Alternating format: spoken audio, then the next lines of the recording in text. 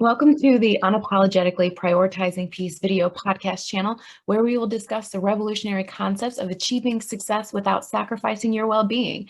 I'm your host, Carla Hunt, CEO and founder of Prioritizing Peace. You can achieve your success without sacrifice. Thank you for being here. Let's get started. Make sure to like this video and subscribe to my channel and hit that notification button so you know when the next video podcast has been released. So on today's podcast, we have Lisa Hardwick, our special guest for today.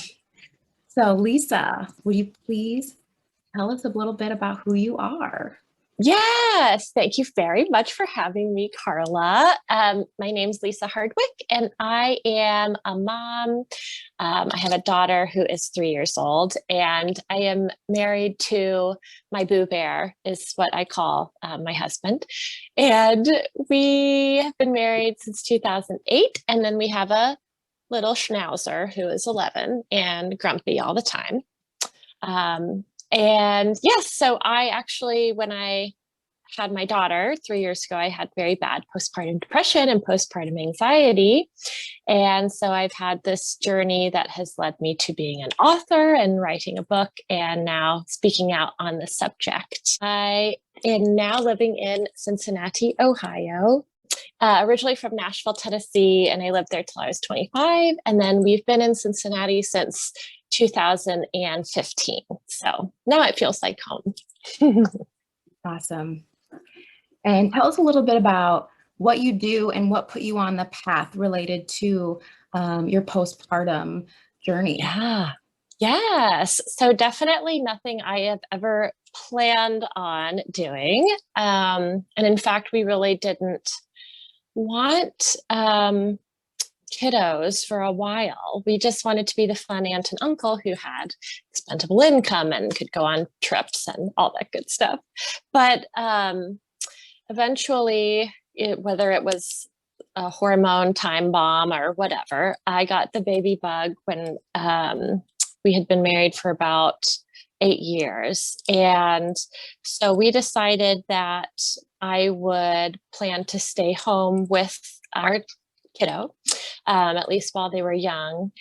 And which I had always worked. I had worked full time, from the day I graduated, right? And so that I knew was going to be a huge transition. To go from working full time in an adult world to being at home. So I was really fortunate to have a healthy pregnancy. And then when I gave birth, it was a traumatic labor. It was 31 hours and my body just reacted in ways that I never would have anticipated. And then 1 week after giving birth, I had to be rehospitalized for an infection. And then I just continued a downward spiral in regards to my physical health. And I got an intestinal infection, and I was in the bathroom day and night for weeks. And then on top of that, I was diagnosed with postpartum depression and postpartum anxiety. And I was just totally blindsided by the reality of motherhood for me. And fortunately for me, I had doctors who listened and who cared and took action to help. And I was given, I had a psychiatrist and a psychologist who only worked with women and really knew what they were doing. And then I also had a support group that I was able to participate in through the hospital. And it was there that I met women who were like me, who went into motherhood thinking, yes, this will be hard, but also everyone says it's so wonderful and amazing and beautiful and it's going to be natural. And that doesn't happen.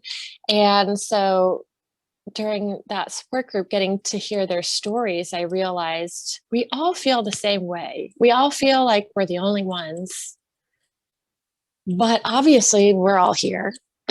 And then back then in 2018, our doctor said the prevalence was about 1 in 6 women would have symptoms of postpartum depression. And I was like, that's wild. I'm like, that's huge. And I've not met people who have had it. Nobody talked to me about it. I didn't know. And that means millions of women are dealing with this every year, right? Because it doesn't discriminate between socioeconomic situation. It doesn't discriminate between your age, whatever. It affects, I mean, it's worldwide a epidemic. And so I had friends who encouraged me to write my story down because it was very unusual and really wild. But fortunately, I had a good ending because I had support and I had help. And but I realized not enough women have a good ending, right? And so I wanted to do something to help them not feel alone and not feel helpless. And so I wrote my story out. And I mean, I've always loved writing, but it was like, I can't be an author because I don't have a degree in English, or I don't have blah, blah, blah. I don't have a quill pen or a house by the sea. So anyway, but I had my manuscript written, and that's when COVID started last year. And so I thought the situation with women's mental health is only going to get worse with all of this isolation and all of the increased stress and just everything. And I thought, well, if ever there were a time to tell my story, it's now. So then I worked with a small publisher here in Ohio, and I worked with an editor and got to have the book out in October 2020. And then by the end of 2020, there were studies coming out that were saying the majority of women now will have symptoms of depression or anxiety during their pregnancy and or during that first year after giving birth. So this is not like unheard of. This is the majority. Women are struggling everywhere. So now I'm just working to obviously share my story via the book, but also to just raise awareness for the subject so that we can know what's going on and know how to help, and to break that stigma that's associated with postpartum depression. Because, you know, there's a sense almost of failure and shame, I think a lot of women experience, because they feel like it's their fault. Maybe they feel this way when it's not their fault. So I really want to work to break that stigma and to just give hope to mama bears and to their families. So yes, I'm quite new at this role because it's been a little over, I guess, 8 months. But it is just a wild ride. Like I said, I didn't plan on this. But I saw the need and I knew I could do something. So that is what I'm trying to do. I absolutely love that. And if you had met yourself, like a previous version of yourself at the crossroads of that turning point, like what steps would you share? And put differently, like what are some of the steps that like your viewers can implement if they find themselves like struggling in this area? Would you refer your book as like a starting point? So, yeah, I would say there was that decision to not just keep it to me, but to be like, all right, let's do this, you know, like, let's jump in and be a voice. And I would say to myself before then that you have to identify your mission initially. You know, it's not about making money for me. Obviously, I have to make a living like everybody, but it's like, this is a heart issue. And so I feel like a lot of entrepreneurs, they initially have that heart passion, but then they get into the nitty gritty and it's like, I can't do this anymore. But for me, it's like, if I can just come back to the whole mission of what I am doing and why I got started, then simplifies everything, and it makes all of that extra work and the the monotony and just all of the adventure that comes with entrepreneurship. But just figure out, why are you doing this? And keep that at the forefront of your mind, because I have definitely, just in this short period of time, I've gone, I'll play the comparison game too, where it's like, oh, well, they're doing this over here and they seem to have a lot of success with that. And I didn't do that. And maybe I should do this instead, or, whatever. And it's like, that's not the point. Yeah. It's not the point. What's the point? You want to help people and you want to show them love. All right. Easy enough, so it's like, and I don't know who said it or whatever, but it's like money follows passion. And I think anyone who's just starting out can understand, like, that money might not be there initially, right? But the passion has to stay there in order for the money to come, in order for the success to come, right? You have to have your heart in it. So keep your heart in it and keep the main thing the main thing. And I think something that you brought up that was really important is having these conversations and opening up the dialogue, because even like right after you published your book, you were like giving the statistics of like 1 in 6, like millions of women are experiencing the problem, that you just open up a huge door and a floodgate for to have this conversation and saying, I'm experiencing this too. Because you're saying like, no one I know experienced this, but you're like, millions of people are experiencing this. Like, why is no one talking about it? It needs to be talked about. Like, we need to normalize this so that like we're not suffering in silence alone. Right. Yes, exactly. And that women, can know there's nothing wrong with me. I'm in good company, and that help is available, because if you just sit in that shame and you don't get help, that's when things get really bad, right? And potentially forever. But what can be temporary and treatable can be temporary and treatable when we speak up and seek help. Absolutely. Yeah. Yes. Yeah. So like you mentioned entrepreneurship and, like staying in love with your passion. How is working one-on-one with a business coach been helpful for you? Yes. And you are the only individual who I have worked with in terms of a business coach. So it was so helpful, because I think that, at least for me, I'll have a vision, right? Yeah. And there's about a million things to it, but sometimes the day-to-day, getting down to the work, is a hot mess. And for me, I'm primarily still a stay-at-home mom in a sense. I don't know what I am, because I'm but so it's like, I want to do all of this stuff and I have a vision, but how do I actually get it done without just wasting time and wasting effort and energy?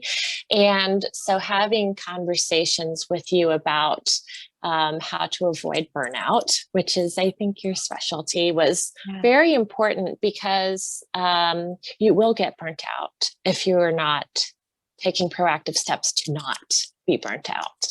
And so that was really helpful. And then also, you do have a time audit, I think was the tool that I used. And that was eye-opening, because it was really looking at every hour of every day and how is it spent? Is it spent well? Is it spent for, for me, for others? Is there a balance? Is there not a balance? And it was so helpful to just see where I was wasting time, really, and how to make it not that way. And so then the other thing was, okay, I had this information, and then you were able to help me kind of figure out how to change so that there wasn't these hours just being, flown out the window. And I think also a big thing is, technology, we have to have boundaries on technology, just like we have like our kids, we give them screen time limits, right? But we need screen time limits too. And so talking through how to navigate just this world of business, which is primarily online now, at least, I mean, for me, when I started, every meeting was online, so it's like, how do you do that and not just get that, burnt out from all of the screens and all of that information. So working with you, it was really helpful to get tools and to get some strategies that weren't anything difficult. It was just small changes that make a big difference. So yes, super helpful. And you got to have people on your team, it's like anything you do by yourself, I mean, that's fine, but just think of how much better it could be if you had people on your team to help support you in areas of your weakness. So I think, business coaches is a super great investment in yourself and in your longevity. Absolutely. Yeah. And that support and the accountability and just like knowing where to get started. Like, I know for me, when I got started, one of the biggest things was like, what do I do? I just like, there's just so many things being thrown at me. And then like, I don't know where to start. Like, I just felt so overwhelmed. Just like, okay, tell me step by step what to do, where to go. Like, hold my hand. Because it is huge. It's like you can go in any direction. Then you're like, this person did this, and this person did that, and that person did this, and what do I do? Yeah, and that's exactly it. Yeah, it's like you need that voice, to be like, all right, let's think through it and clarify. Like what works best for you, because I have in the past gotten into that too. Is like the comparison game is like, well, that worked for that person, let me try to mirror that. And then I'm like, well, obviously I'm not that person. So that's I forgot. For me. Yeah, exactly. But they have a whole nother life than I do. Right? Exactly. Yes. Cool. And you have a daughter. So that was something else that, we had to navigate when we worked together too, is childcare. Yes. And I would say too, this is me talking to myself as well. It's like work is wonderful and raising a child is wonderful, and they're both good. And it's really good when you can make them separate.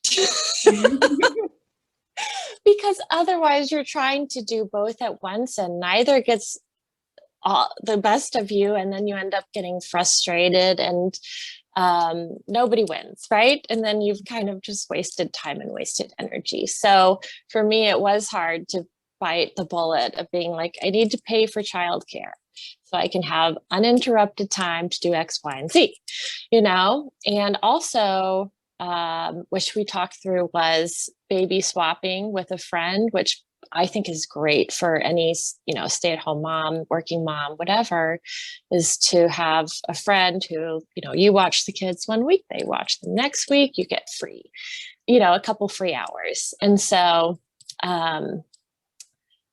it's hard. It's really hard, truly, to try and there's no balance. It's like a gross word now, I guess, is balance of family and work. But but it is like, you want to give your best to each. And in order to do that, for me, they have to be separate. I can't focus while my little one is running around and screaming and, and she's, for me, in my mind, I think she's only going to be young for so long and I can work forever. And so I want to be able to prioritize the time I have with her, undistracted, so how to figure out that giving her quality time and then giving work quality time as well. So it is possible, but yes, you might need a guide to help you get there. How to find that balance. Yeah. And like, you don't like the word balance, like ebb and flow is a good one. There you go. Oh, that's a much better, it's really a much better analogy. It's not a reality, like there's really no balance. It's an ebb and flow, because some days you might need to be with your child if they're sick. Like you're going to have to put down work for as long as it takes to take care of your child. So Right. like you're going to put more into it that week than you are your business. Like Right. that's the reality of it. It's like it's an ebb and flow. It is. Yes. And that's like freeing thing too, to think, all right, today I didn't do this, but every day is different. And it's just, it all is just up and down. Yeah. And you got to ride the wave. Ride the wave. Exactly. It's riding the wave. Because it's balance, because it really is. It's a unrealistic like expectation of like, I'm going to make this exactly equal and perfect. And it's like, you have to give yourself like the grace to know, like, I need to put in this for today, knowing what today might bring is like, I have a sick child today. So I need to give, 100% to this.